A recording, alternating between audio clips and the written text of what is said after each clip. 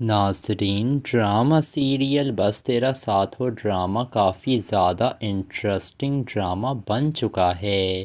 اب یہاں پر جب شیری کو پتہ چلا ہے کہ فہم قریشی تو اس کے ساتھ ٹائم پاس کر رہا تھا، وہ اس سے شادی کرنا ہی نہیں چاہتا تھا، یہ سن کر تو کافی زیادہ حیران ہو گئی ہے شیری اور اس کا دل ٹوٹ گیا ہے۔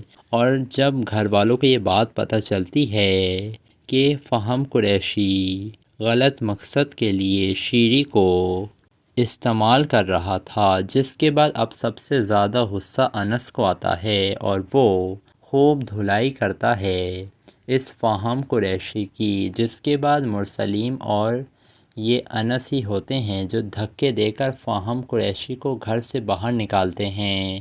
مرسلین صاحب کہتے ہیں اپنی بیوی سے کہ میرا تو دل چاہ رہا ہے کہ اس کے گھر جاؤں اور اس کا وہ حال کروں کہ زندگی بھر کبھی کھڑا نہ ہو سکے وہ۔ اب یہاں پر شیری سارا الزام اپنی ماں کو دے رہی ہے اور کہہ رہی ہے آپ نے مجھے کیوں نہیں روکا امی، آپ کو کبھی بھی اس کی نیت پر شک نہیں ہوا؟ ماں باپ کو تو فوراً پتہ چل جاتا ہے کہ اولاد کی طرف کوئی خطرہ بڑھ رہا ہے، آپ کو کیوں پتہ نہیں چلا؟ جس کے بعد اب شیری تو بالکل غلط بات کر رہی ہے۔ اس کے باپ نے اسے کتنا سمجھایا تھا، دادا نے سمجھایا، انس نے سمجھایا، حتیٰ کہ اس کے بھائی شایان نے بھی اسے سمجھایا، لیکن شیرین کو تو فہم قریشی کے علاوہ کچھ نظر آتا ہی نہیں تھا۔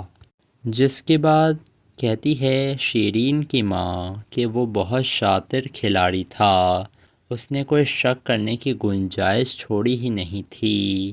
جس کے بعد اب شیرین خودکشی کرنے کی بھی کوشش کرتی ہے، لیکن اس کی ماں وقت پر آ کر اس کی جان بچا لیتی ہے۔ جس کے بعد شایان جاتا ہے فہم قریشی کے گھر پر اور وہ کافی زیادہ غصے میں آیا ہوا تھا اور کہہ رہا تھا کیا تو نے میری بہن کو پاگل سمجھا ہوا ہے؟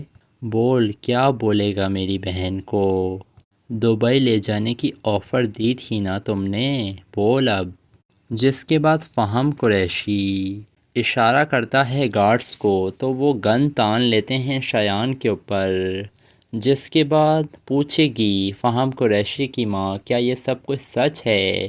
تو فہم کہتا ہے بالکل سچ ہے امی، میں شیرین سے بدلہ لینا چاہتا تھا، جو کچھ شایان نے میرے بھائی سے کیا تھا میں اس کا بدلہ اس کی بہن سے لینا چاہتا تھا اور اس کی عزت مٹی میں ملانا چاہتا تھا۔